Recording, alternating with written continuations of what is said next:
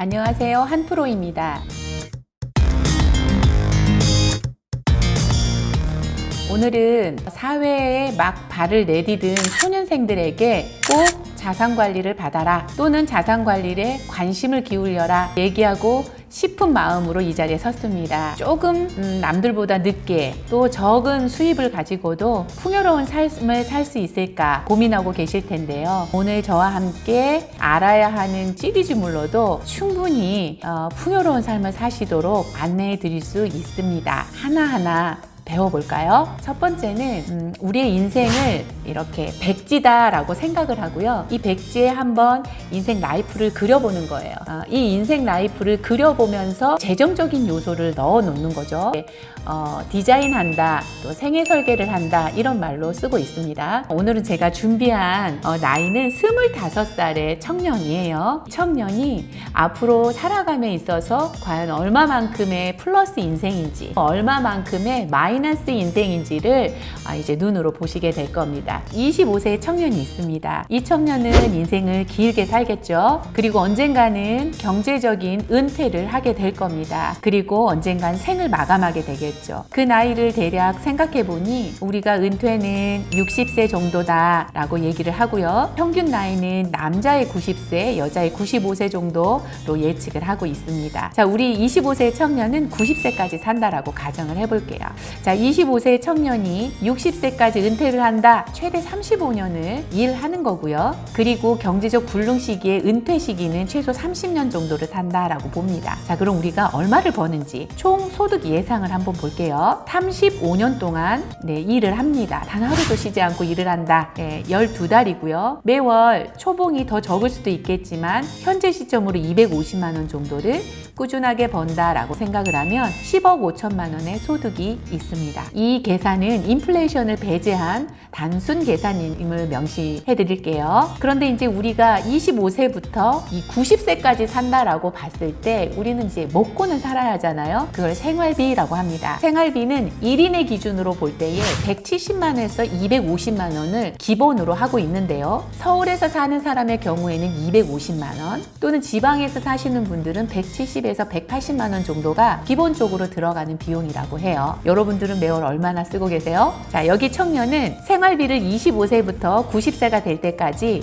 65년 동안 185만 원을 쓴다라고 가정을 하고 있습니다. 그렇게 볼 때에 생활비로만 14억 5천만 원이라는 큰 돈이 들어가네요. 여기 뭐죠? 총소득 예상한 금액보다도 생활비만으로도 벌써 14억 5천 마이너스가 된 것을 볼 수가 있겠네요. 근데 이로써 끝나는 게 아니죠. 어딘가는 거주를 해야 되기 때문에 거주비가 들어가게 됩니다. 어떤 이는 내 집을 마련하여서 그곳에 거주하기도 하고요. 또는 전세, 월세 여러 형태로 거주하시게 됩니다. 최소 1억을 잡았습니다. 자, 이걸 이벤트 비용이라고 하고요. 두 번째 이벤트 비용은 청년이 결혼을 하게 됐다. 또 한 명을 낳든 두 명을 낳든 자녀를 양육하게 된다. 그러면 추가적으로 그 비용이 들겠지만 여기에서의 계산식은 포함하진 않았습니다. 한 아이당 우리가 최소 양육 비용을 2억 원 정도로 계산하고 있거든요. 그러니까 여러분들은 지금 2억 이상의 자산 가치가 있는 거예요. 일단 그렇게 보고 있습니다. 자, 이벤트 3로 보면은 우리가 25세가 되면서 90세 이 긴 세월 동안 자동차는 한 번 정도 바꾸잖아요. 자동차가 한 대당 2천만 원 정도라고 여겨볼 때 15년 단위로 한 5번 정도 바꾼다. 이런 가정으로 보면은 최소 1억 정도가 들지 않겠나. 그래서 1억을 잡았고요. 이제 나이가 들면 들수록 우리는 의료비가 많이 들어가게 되어 있죠. 지금 주변에 저희 어머니 임플란트 하셨어요. 우리가 죽기 일보 직전까지는 최소 의료 비용이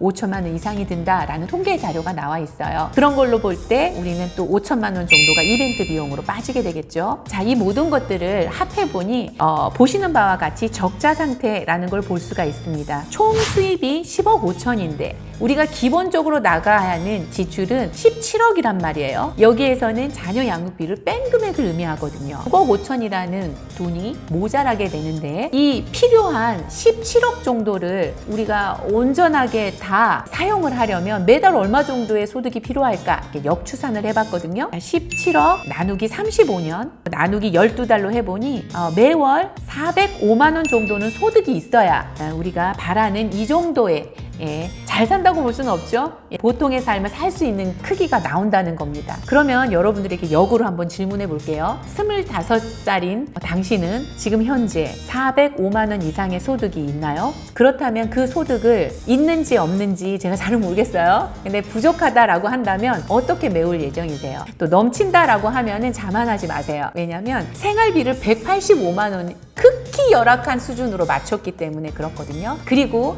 405만 원 이상의 소득이 있는 당신은 어쩌면 좋은 배우자를 만나서 결혼을 하실 거고, 그리고 당신을 닮은 아이들을 낳게 될 겁니다. 그렇게 되면 지금 여기하고는 또 다른 삶을 살게 되겠죠. 그렇다면 여기 다른 청년을 한번 그려볼게요.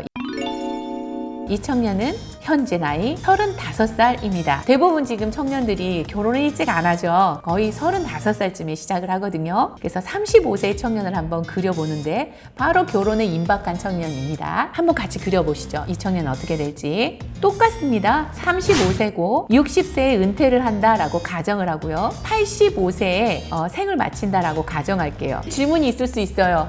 왜 아까는 90세인데 지금은 85세냐? 90세면 답이 안 나와요. 그래서 85세로 좀 줄인 거예요. 그거를 한번 생각을 하시면서 한번 따라가 보실래요? 자, 여기 보면 경제적 능력 시기의 소득의 기간은 이제 25년으로 줄어들게 돼요. 경제적 불륜 시기도 25년으로 각각 25년, 25년 동시에 잡아두었습니다. 자, 총 소득 예상 금액을 보면 보통 35세에 청년들 결혼을 앞둔 분들은 맞벌이를 하지 않고 외벌이를 하는 이상은 350만 원 정도의 평균 소득을 가지고 있습니다. 자, 25년 동안 하루도 쉬지 않고 벌 수 있는 총 소득의 예상은 10억 5천이 됩니다. 10억 5천만 원. 이제 똑같이 생활비로 한번 들어가 볼게요. 결혼을 하게 되면 생활비가 늡니다. 그래서 생활비를 50년 동안 쓴다라고 했을 때 많이 잡진 않았어요. 200만 원 정도만 잡았습니다. 그래서 50년 12달 200만 원을 해보니 12억이라는 돈을 사용하여야 되는 필수 자금으로 들어가게 돼요. 그게 과연 높게 잡은 걸까 적게 잡은 걸까 각자의 생활의 패턴이 다를 수 있겠지만 제가 보는 입장에서는 굉장히 적게 잡은 금액입니다. 이렇게만 보더라도 생활비가 들어가는 돈이 12억인데 나는 열심히 벌 수 있는 것이 10억 5천밖에 되지 않아? 그럼 플러스 인생이 아니라 벌써 마이너스 인생인 거를 직감할 수 있겠죠. 자, 그 다음으로 가볼게요. 여전히 이벤트 비용은 들어갑니다. 거주비 최소 1억 들어가고요. 두 번째, 자녀 양육 비용으로 1인당 2억 원씩 들어가게 되는데 이 2억 원이 2명 낳게 된다라고 했을 땐 4억 원. 또 이벤트 세 번째는 자동차에 관련된 거 똑같이 1억 원 잡았고요. 의료비 똑같이 5천만 원씩 잡았는데 결혼을 하니까 2명이니까 1억으로 올라가게 되겠네요. 그래서 최소로 잡아본 금액이 10억 5천만 원에서 지출 최소액 17억을 빼니 똑같이 6억 5천이 모자라는 걸 볼 수가 있어요. 이거 최소로 잡았기 때문에 그래요. 17억을 25년 동안 12달로 나눠보니 최소 가정을 꾸린다 라고 했을 때에는 567만 원의 소득이 있어야 돼요. 그러면 두 가지를 생각해 볼 수 있겠죠. 혼자서 567만 원을 벌 것이냐 아니면 맞벌이로 567만 원을 벌 것이냐. 근데 여기에 어떤 것이 나은지는 여러분들의 선택에 달렸습니다. 근데 저는 마이너스 인생에 해답을 줄 수 있기 때문에 이 시간 이렇게 여러분들을 만나고 있겠죠. 자, 그럼 해답을 한번 줘보겠습니다. 해답 첫 번째는요. 버는 기간 동안에만 자립을 하시고요. 은퇴하는 25년, 30년 동안 국가의 힘을 빌리시면 됩니다. 어떠세요? 국가의 힘 빌리는 거 이렇게 하신 분들 그 다음으로 한번 넘어가 볼게요. 85세에서 90세가 될 때까지 힘이 닿는 데까지 은퇴를 하지 않으시고 돈을 버시면 됩니다. 많은 분들이 나이가 들어서도 할 수 있는 일이 많지 않아 라고 생각을 하시는데 신체적으로, 경제적으로, 실질적으로 일을 하기에 어려우신 시기가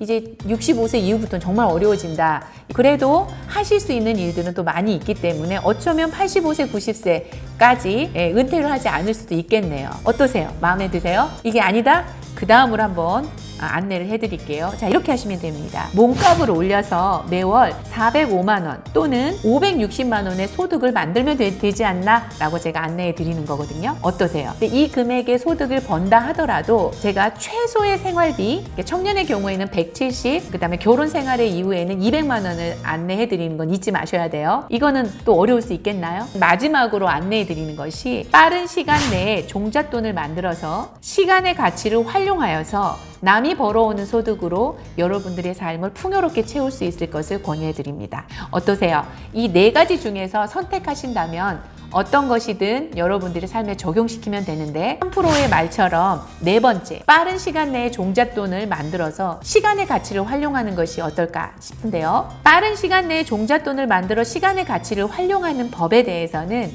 다음 시간으로 또 안내해 드리도록 하겠습니다. 다음 시간으로 듣기 전에 구독 버튼 한번 눌러주세요.